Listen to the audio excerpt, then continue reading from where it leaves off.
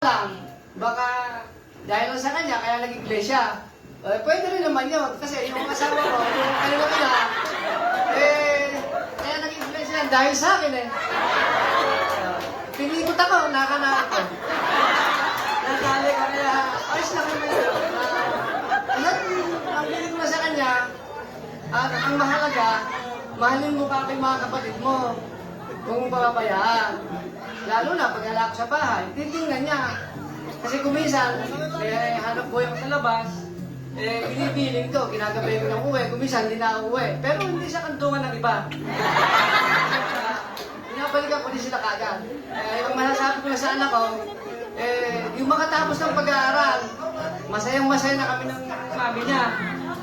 Basta't yun, ang ano ko lang, yung pag-aaral, ha? Hati-hati doon, Tena. Thank you so much. And next, Sir Ram, what's your message? A final message? Are you prepared? No? Gabriel, message to your sister?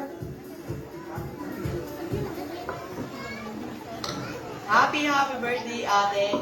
At sana matupad mo yung pangarap mo. At sana magkita kayo ng pinakagusto mo sa K-pop. At sana makita mo siya sa personal. Let me guess, it is Jungkook?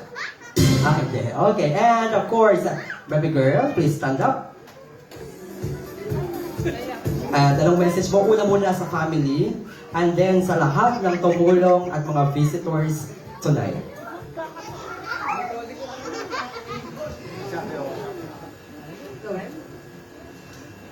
Una po at higit sa lahat, nagpapasalamat po ako sa Panginoong Diyos sapagkat panibagong taon na naman ang binigay sa akin na buhay.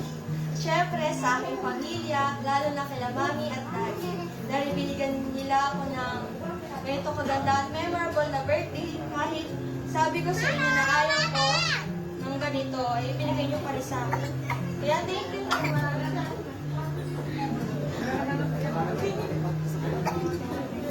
At sa aking mga kaibigan, thank you sa inyo kasi nag-effort kayo pumunta dito.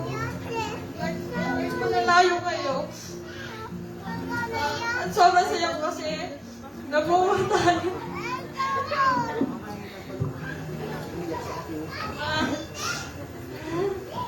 At syempre, sa lahat po na pumunta, thank you po sa inyo.